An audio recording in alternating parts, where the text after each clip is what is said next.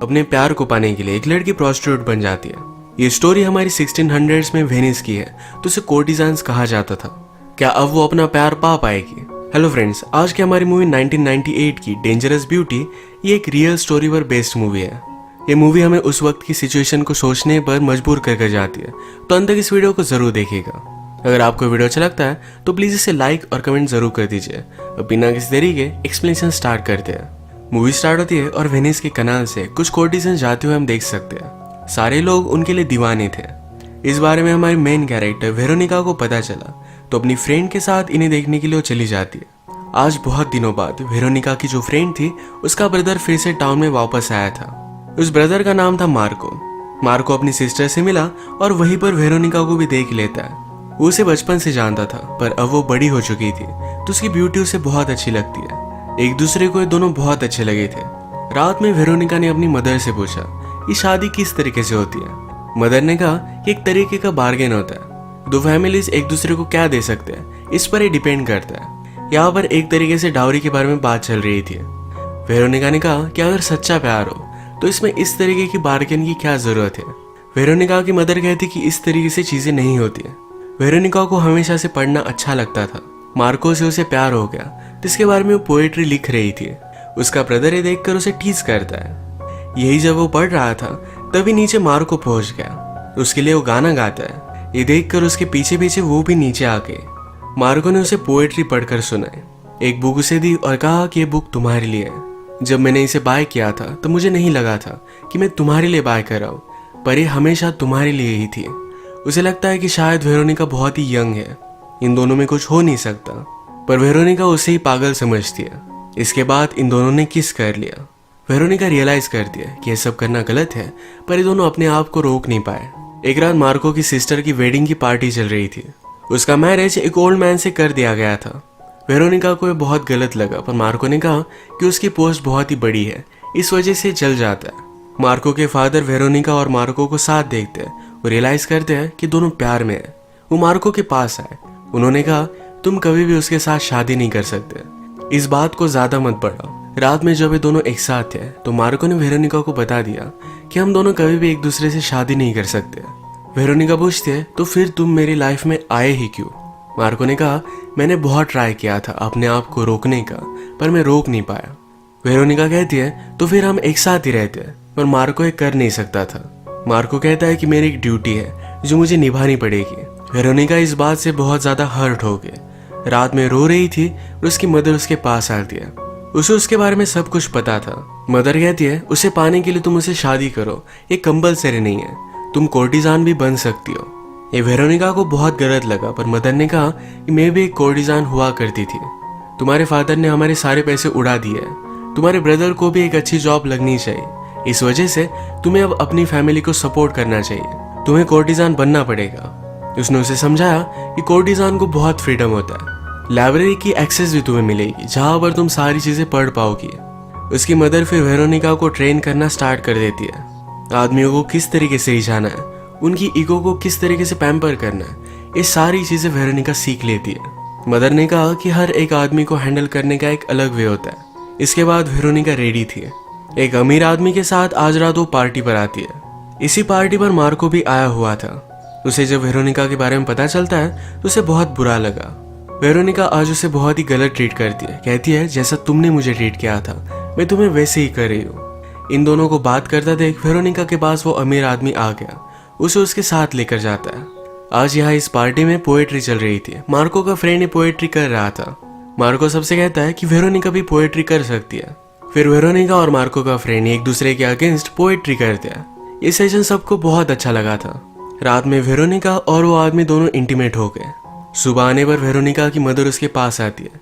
जो भी पैसे उसने कमाए थे ये सारे पैसे उसे दे देती है। वेरोनिका को ये देखकर बहुत अच्छा लगा और इस काम के लिए अब वो पूरी तरीके से रेडी थी। उसकी ब्यूटी की वजह से उसके बहुत सारे क्लाइंट्स होने लग जाते हैं। सब लोग उसके लिए दीवाने थे। एक दिन मार्को वेरोनिका से कहता है तुम इतनी नीचे क्यों गिर रही हो। वेरोनिका कहती कि तुम जेलस हो, तुम आज मुझे पा नहीं सकते। मार्को ने कहा कि हमारे पास बहुत ही कम टाइम है, क्यों ना हम एक दूसरे की कंपनी एंजॉय करें। वेरोनिका भी उसके पास आई, कहा कि तुम मुझे पा नहीं सकते, इसमें बहुत मजा है। वो उसे इरिटेट कर वहां से चली जाती है। आज वो मार्को के अंकल के पास आई हुई थी। वो पैरालाइज्ड है पर फिर भी उन्हें बहुत ही अच्छे से ट्रीट करती है। अगले दिन वेरोनिका के घर पर मार्को एक मोर भेजता है। उसने एक लेटर भेजा था जिसमें लिखा था हर एक बेस्ट कोर्टिजान के पास एक मोर होता ही है। ये उसने देखा तभी मार्को नीचे आया हुआ था। वेरोनिका आज उसे फिर से इग्नोर कर देती है। वेरोनिका एक बहुत ही अच्छी पोएट है तो उसे फिर से एक पार्टी में बुलाया गया था। मार्को का फ्रेंड उसे बात करता है, कहता है तुम अलग अलग आदमियों से मिलती हो, इस वजह से तुम्हें बहुत ही अलग पर्सपेक्टिव मिलता होगा, क्यों ना हम दोनों भी इंटीमेट हो जाए। वेरोनिका कहती कि तुम भी एक पोएट हो, हम दोनों सिर्फ सर्वेंट हैं, हम एक दूसरे को अफोर्ड नहीं कर पाएंगे। उसने उसे रिस्पेक्टफुली डिनाई कर दिया पर इस बात से वो हर्ट हो गया था। यहाँ पर वेरोनिका और मार्को फिर से बात करते हैं। मार्को कहता है तुम्हारी ब्यूटी बहुत ही क्रूअल है, जो लोग इसे पा नहीं पाते इनके लिए बहुत ही क्रूअल बन जाती है। वेरोनिका कहती कि इसमें ही तो मजा है, अगर तुम मुझे पा सकते तो तुम मुझसे बोर हो जाते। मार्को ने कहा कि मैंने जो भी किया आज तक मुझे इसका पछतावा है, मैं कभी भी तुमसे बोर नहीं हो सकता। वेरोनिका ये सब सुनकर वहां से चली गई। अगले दिन मार्को के फादर उससे बात करते हैं। उन्होंने उसके लिए एक बहुत ही बड़ा रिश्ता लाया हुआ था, इस वजह से मार्को को एक अच्छी पोस्ट मिलेगी। वेरोनिका एक क्लाइंट के साथ थी पर मार्को बहुत ज्यादा पी लेता है और वेरोनिका के पास आता है। उसने अपनी शादी के बारे में उसे बता दिया। वेरोनिका कहती है कि आई होप कि तुम्हें इस शादी से बहुत फायदा हो। इसके बाद मार्को की शादी हो गई और हम डायरेक्टली हस्बैंड वाइफ को एक साथ देखते हैं। मार्को अपनी वाइफ से पूछता है तुम अपनी लाइफ से चाहती क्या हो। उसकी वाइफ ने कहा कि मैं सिर्फ तुम्हारे लिए एक अच्छी वाइफ बनना चाहती हूँ। उसने भी जबरदस्ती शादी की हुई थी तो इस वजह से उसके कोई भी डिजायर्स नहीं थे। ये बात मार्को को अच्छी नहीं लगती। वो वेरोनिका से प्यार करता है क्योंकि वेरोनिका में एक पर्सनैलिटी है, वो रीड करती है, पोएट्री करती है। एक दिन फिर से पार्टी चल रही थी। वहां पर मार्को का फ्रेंड पोएट्री करने के लिए आया हुआ था। वेरोनिका की वजह से वो हर्ट है, इस वजह से उसे बहुत ही बुरी चीजें बोलता है। इन दोनों ने फिर तलवार उठा ली। एक दूसरे से वो पोएट्री और तलवार से फाइट करते हैं। ये फाइट बढ़ती चली गई। मार्को का फ्रेंड वेरोनिका को मार ही डालता पर उसके पहले मार्को ने उसे बचा लिया। मार्को फिर उसे देखने के लिए उसके घर पर आता है। ये दोनों आज इंटीमेट हो गए। मार्को का फ्रेंड बर्बाद होकर स्ट्रीट्स में पड़ा हुआ था। उसके पास चर्च का एक आदमी आया। वो कहता है तुम अपने पाथ से पूरी तरीके से भटक चुके हो, तुम्हारी डिजायर ने तुम्हें बंदी बना लिया है, हम तुम्हें अच्छा वे दिखा सकते हैं। मार्को के फ्रेंड ने चर्च को ज्वाइन कर लिया। इंटीमेट होने के बाद मार्को वेरोनिका से कहता है अब तुम सिर्फ मेरी हो जाओ। वो उसे किसी के साथ भी शेयर नहीं करना चाहता। वेरोनिका कहती कि मेरा प्रोफेशन है, फिर मैं पैसे कैसे कमाऊंगी। मार्को से सब कुछ देने के लिए रेडी था पर वेरोनिका उसे मना करती है क्योंकि फिर उसे मार्को पर जिंदा रहना पड़ेगा। अगर उसका इंटरेस्ट चला गया तो वेरोनिका के पास कुछ भी नहीं होगा। वेरोनिका ने कहा कि अगर तुम मुझे सचमुच में इतना चाहते तो मैं तुम्हारी वाइफ होती, अब तुम तुम्हारी वाइफ के पास जाओ। एक रात एक सुल्तान ने वेनिस पर हमला कर दिया था। वेनिस के पास बहुत ही कम शिप्स थे। इन्हें सुल्तान के अगेंस्ट वॉर पर जाने पड़ने वाला था। मार्को रियलाइज करता है कि शायद वो वेरोनिका से फिर मिल ना पाएगा, इस वजह से उसके पास गया। वो उसे कहता है मुझे तुमसे कहने का कोई भी हक नहीं, पर फिर भी मैं सिर्फ तुम्हें अपने लिए चाहता हूँ, मैं तुम्हें कभी भी शेयर नहीं कर सकता, प्लीज मुझ पर ट्रस्ट करो, मैं तुम्हारा ट्रस्ट अर्न करूंगा, तुम मेरे साथ चलो। वेरोनिका कहती है कि मैं कोर्टिजान हूँ। मार्को ने कहा कि अब से नहीं, तुम अब से एक पोएट हो। वेरोनिका भी उसके साथ जाने के लिए मान गई थी। ये मदर देखकर बहुत ही गुस्सा हो जाती है, कहती है ये बहुत ही बड़ी गलती तुम कर रही हो, तुम्हें कोर्टिजान का बहुत ही अच्छा टैलेंट है, ये तुम वेस्ट कर दोगी। पर वेरोनिका इस बात को नहीं मानती। मार्को और वेरोनिका फिर अलग अलग प्लेसेस पर गए, एक दूसरे के साथ अपना टाइम बहुत ही ब्यूटीफुली स्पेंड करते हैं। अगर वेनिस को बचाना है तो उन्हें पेरिस की एम्परर की जरूरत है, वो अपनी शिप्स उन्हें दे सकता है, इससे वो वॉर जीत सकते हैं। तो ये एम्परर वेनिस में आने वाला था, इसके लिए मार्को को भी बुलाया जाता है। एम्परर यहाँ पर पहुंच गया। उसने कहा वेनिस की कोर्टिजान्स बहुत ही फेमस है, मुझे सारी दिखाओ। इन सब कोर्टिजान्स में उसने वेरोनिका को चूज किया। वेरोनिका ये काम नहीं करती थी पर पेरिस को बचाने के लिए ये करने के लिए वो रेडी हो जाती है। रात में वो किंग के पास पहुंची। किंग के बहुत ही अलग सेक्सुअल डिजायर्स थे। वेरोनिका उसे भी प्लीज करती है। किंग इससे खुश हो गया और वेनिस की मदद करने के लिए अब वो रेडी था। इस सारी बातों से मार्को अपसेट हो गया था। वेरोनिका कहती है तुम अपनी वाइफ के साथ हर रोज सोते हो, ये तुम्हारी ड्यूटी है, उसी तरीके से मेरी भी ये ड्यूटी थी। मार्को बहुत ही हर्ट था और इसके बाद वो वॉर के लिए चला गया। जो भी लोग वेरोनिका के पास एज ए क्लाइंट आते हैं उन सारों की वाइफ ने उसे बुला लिया। वो पूछती कि हमारे हस्बैंड कैसे, क्या वो जिंदा है। वेरोनिका ने सबको बताया पर एक्चुअल में इन्हें पूछना था कि उनके हस्बैंड को इस तरीके से प्लीज कैसे कर पाती है।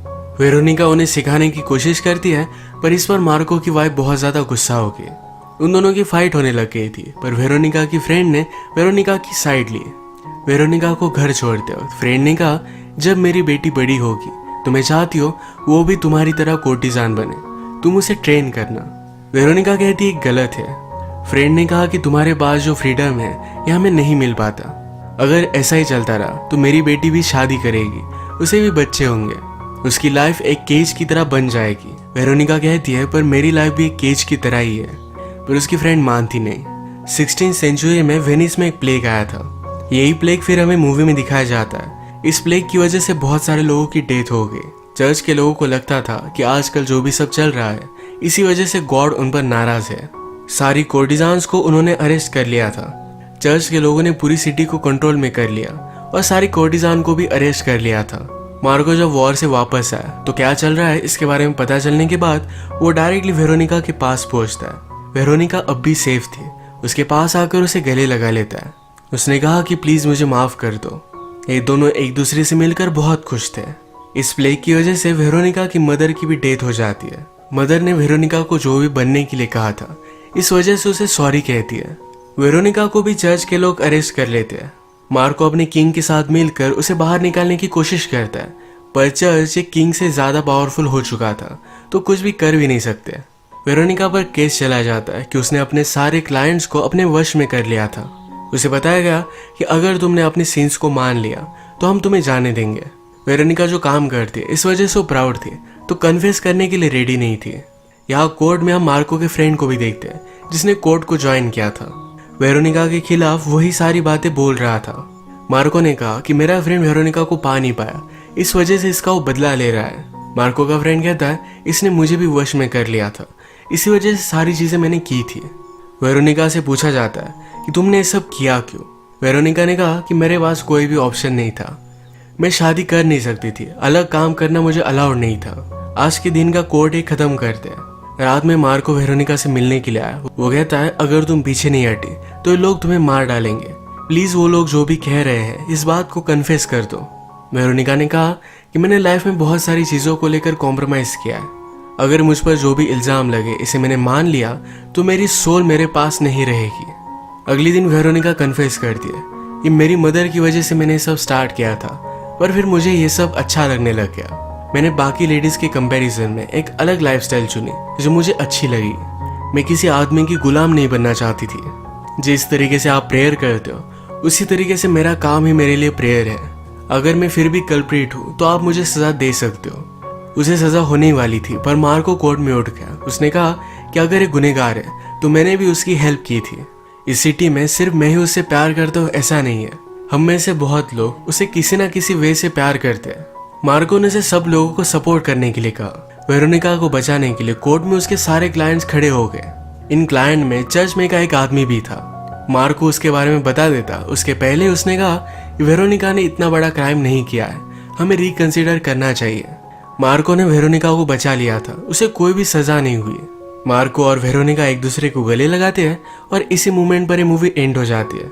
एंड क्रेडिट में हमें बताया जाता है कि कोर्टिजान का एज बाद में खत्म हो गया। वेनिस की वॉर में जो भी लोग जख्मी थे उन्हें हेल्प करने के लिए वेरोनिका ने अपना घर दे दिया था। वो और मार्को हमेशा एक दूसरे से प्यार करते रहे। इसी के साथ ये मूवी एंड हो जाती है। अगर आपको वीडियो अच्छा लगा तो प्लीज़ इसे लाइक कर दीजिएगा। मैं बहुत सारी मूवीज लेकर आते रहता हूँ, तो प्लीज़ चैनल को सब्सक्राइब कर दीजिए और बेल नोटिफिकेशन आइकन दबाना मत भूलिएगा। हम फिर से मिलेंगे और एक नई मूवी के साथ। तब तक के लिए थैंक यू और आप अपने आप का ख्याल रखिए।